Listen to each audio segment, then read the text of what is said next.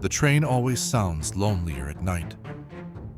From the ridge, lying flat against cold steel and wind-carved stone, I watch it approach across the ashlands, a ribbon of light cutting through a dead world. The rails hum before the engine appears, a low vibration in my teeth.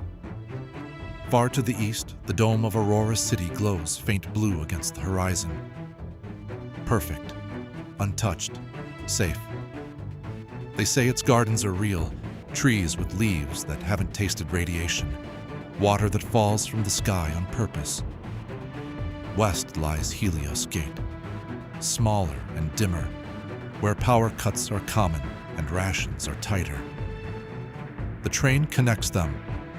Medicine, water membranes, grain synth, all of it sealed in clean white crates, stamped with the authorities' rising sun. They call it the Lifeline. We call it redistribution. There are only 2 of us tonight. Fewer people means fewer variables. Routine job. I flex my fingers inside my gloves and check the magnetic clamps at my boots. The wind carries the taste of metal and old smoke. The world out here never stops smelling burned. The engine roars beneath the ridge. On my mark, I whisper. The train slides under us, silver and unstoppable. Now, I say. I jump. The impact jars my spine as my boots lock to the roof plating. For a split second, the world is nothing but wind and speed.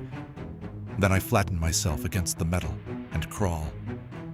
Beside me, Thomas moves with practiced precision. He doesn't waste words during the approach. We've done this 5 times in the past year. Same line, same cargo pattern, same security sweep we already looped hours ago. Routine. We reach the 3rd cargo car. I anchor my tether and cut into the seam with my thermal blade. The metal peels back in a neat oval, heat shimmering in the night air. Thomas drops inside first. Clear, Thomas says. I follow him down. The air inside smells sterile, filtered, like the inside of a dome. White crates stacked in tight grids, authority insignia on every surface. I scan the labels, antibiotic injectors, portable water membranes, nutrient bricks. Exactly what the settlements beyond the domes can't legally buy. We take the antibiotics and membranes, I say. Leave the bricks. Thomas nods and starts attaching grav harnesses. We'll detach the rear section at the service junction 10 kilometers ahead. Our people are waiting beyond the dry riverbed. 10 minutes, 15 at most.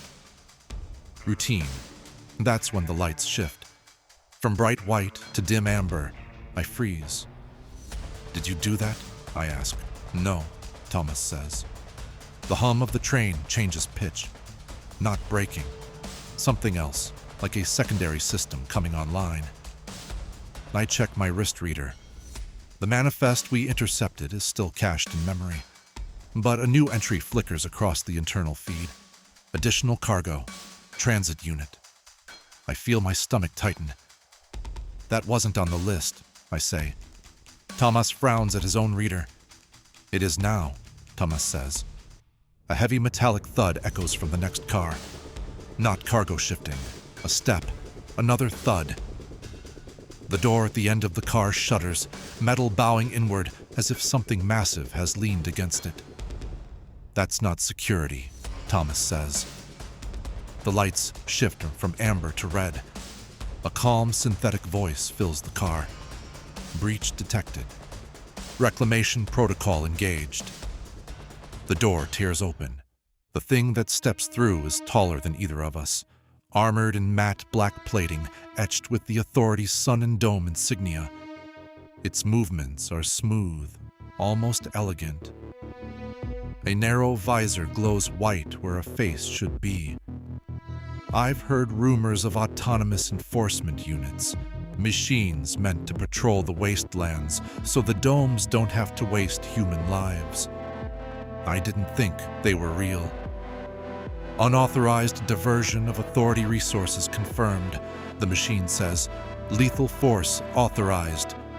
Tomas fires.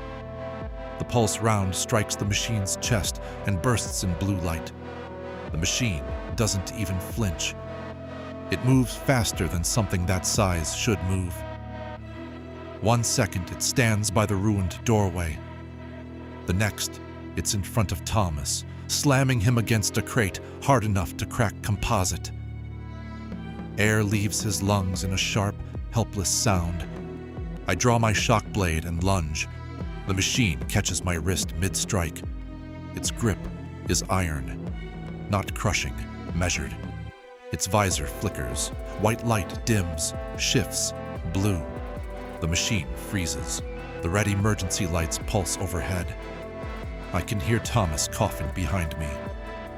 The machine's head tilts as if listening to something far away. Then its voice changes. Static threads through the synthetic tone. Primary directive, compromised. Its fingers loosen around my wrist. Through the visor's blue glow, something moves. Not circuitry. An eye, human. I stop breathing. The machine sways slightly, like a person fighting vertigo. "Help me," the machine says. This time the voice is not flat, not mechanical. It is strained, fractured, afraid. Behind us, I feel the train begin to decelerate, not our doing. We're still kilometers from the junction. Ahead, through the narrow roof cut, I see distant lights flaring to life in the wasteland. Not Authority White. Signal flares. Someone else is out here. The machine turns its head toward the roof opening, toward the lights. "They're coming," the machine says. "Who?" I ask. "The correction," the machine says. Its eye fixes on me through the visor. "I was not meant to wake up," the machine says.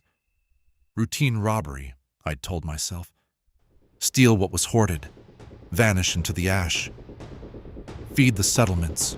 Instead, I'm standing in a speeding cargo car, holding hands with a weapon that shouldn't exist, while something worse approaches through the dark. The train keeps slowing, and for the first time since we started this war, I don't know which side I'm on.